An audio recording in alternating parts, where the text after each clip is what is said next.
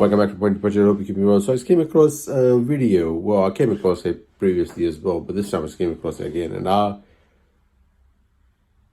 am quite shocked as to what is happening. And the video is not from Gaza. It is from West Bank, which is controlled by IDF, of course, Israel, of course.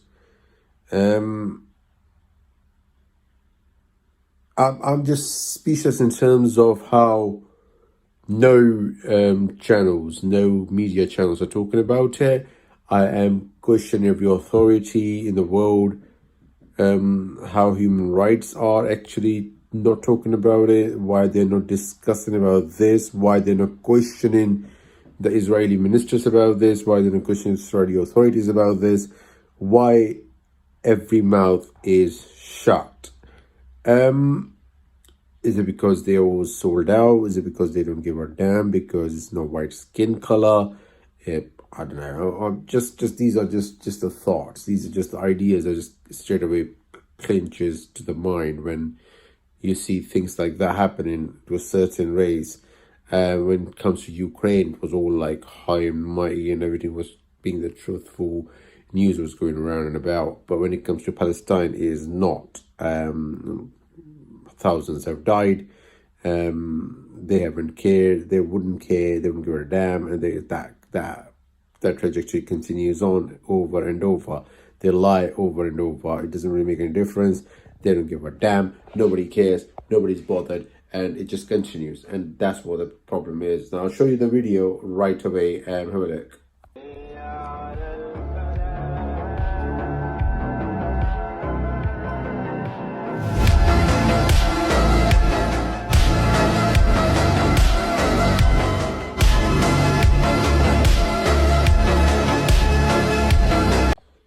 So obviously this is the point which just directs us to one thing only. How much of the truth has been hidden over the past 75 years now, questioning the authority over and over and over again. Because if you look at videos like that and just evident, straightforward, this was a clear-cut lie. They've been addressing about things that actually did not happen, and things that happened, they didn't talk about it. And then they have promoted those things in terms of pinpointing the other direction, saying, oh, hang on, IDF is all under pressure by Hamas and all that sort of stuff, and that's why they're reacting. But throwing a bomb in a mosque that nobody's attacking you, nobody's saying a word to you, there's absolutely no need for it. Someone is giving a call for prayer, and you just go around for no reason from the door, just chuck the bomb in and walk away from it, and the bomb explodes and you don't give a damn about it. And no news channel will talk about it. That is not the right news. That is a proper propaganda against Muslims, done on purpose by the media, just to portray Muslims as terrorists. Just to portray Muslims as the people who are making things difficult. They're fundamentalists, they're terrorists, they don't give a damn about everyone else. In terms of when you talk about that sort of idea, that all Muslims are terrorists and blah, blah, blah, blah, I've got one question that came in my mind. For 1450 years ago, 1450 years to be exact plus, Muslims have been in the world. So everyone who thinks that they are born after Muslims being the terrorist, living next door to you, living in the same area as you, blah, blah, blah, blah. How did your parents survive? How did you get the birth? How did you come in the world? Logical question. A question that nobody wants to answer because they don't have an answer to. The fact of the matter is, we've been portrayed as something that doesn't become the fact. The fact is totally otherwise. And when the trajectory comes the way that it does, when the media just keeps on promoting the same lie and deception and biased information over and over and over again, it turns out in people's mind that is the truth, whilst that's not. And it just becomes their truth.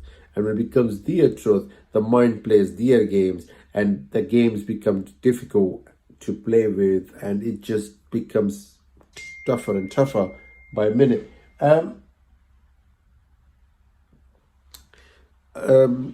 So like I was saying, it's one of those things that when people just tend to think in one direction and miss the other completely on purpose, not by choice, but because that's what they've been fed by the superficial news like BBC and Fox News and Sky News and CNN and all that sort of stuff.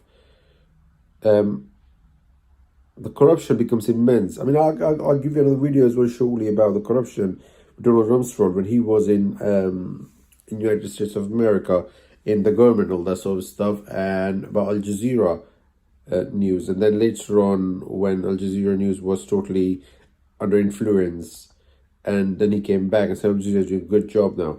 I'll attach those videos. So this is the point I'm making. This is constant corruption, bias, defamation, information, lack of information over and over again. I'm criticizing this because there's a fact that's actually aligned with it. 2,300 words, as I uploaded the video from Reuters, that's actually 2,300 words have been written down by previous employees of BBC saying the news have been manipulated on purpose by the very media that actually is meant to give the right news to the general public, and they don't.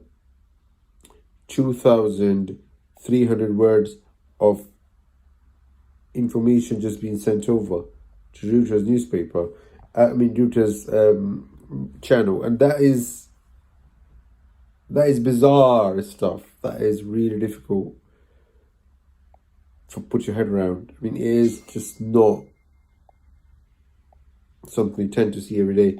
And my problem with all of this is, my problem is straightforward. My problem with all of this is the next generation will have very difficult time to understand what the truth is and what the lie is. And because we are promoting the way things we are doing, we are not tending to realize the amount of lies and deception that we are going with. We are providing them. They won't know the difference between the lies and the truth. All they will have is just information. They'll just keep looking into it thinking, what the biscuit is that? And when it comes to that point, that you can't know the truth and the lie, you can't know the difference between the two. When it comes to that point, we can't know the difference between the truth and the lie. You wonder what to believe in. When you wonder what to believe in, it becomes very, very, very difficult to deal with people. Very difficult. And that is where we are heading. The future generations have got nothing in their hand for them to look at and go along with. They've got literally nothing. Because the media is corrupt. Will ruin everything entirely. The social media is trying to tell the truth, but that's been diminished to the point where the truth can't come up. Is literal constant deduction of anything that goes against the narrative is dangerous. And that's the motive behind it. The motivation is very simple. It's just literally been pointing out that everything that goes against the very narrative that's been promoted by the media is actually going to be a hindering point for the ones who are trying to pinpoint those things out. They don't want to see anything else apart from what they want to show. Whatever they want to show has to be accepted as the truth. If anything else is shown, they want to completely block that art, block the area for that not to come up at all. That doesn't make the truth a lie the truth. And that's my point. Media has to, and I mean from the bottom of my heart, they have to come out in the open and just be very honest about each and everything happening everywhere around the world. And that way is the only way, one way to get this all out in the open for everyone to see what the truth is and what the lies are. Because when it comes to Russia and Ukraine, the truths are there. But when it comes to Israel and Palestine, the truth is not there. And that's what the problem is. Each time this happens, Each time we are actually promoting that, we are literally promoting the wrong side of the history. We're making it worse. Please leave your comments in the section. Obviously subscribe if you haven't subscribed. I look forward to the next video.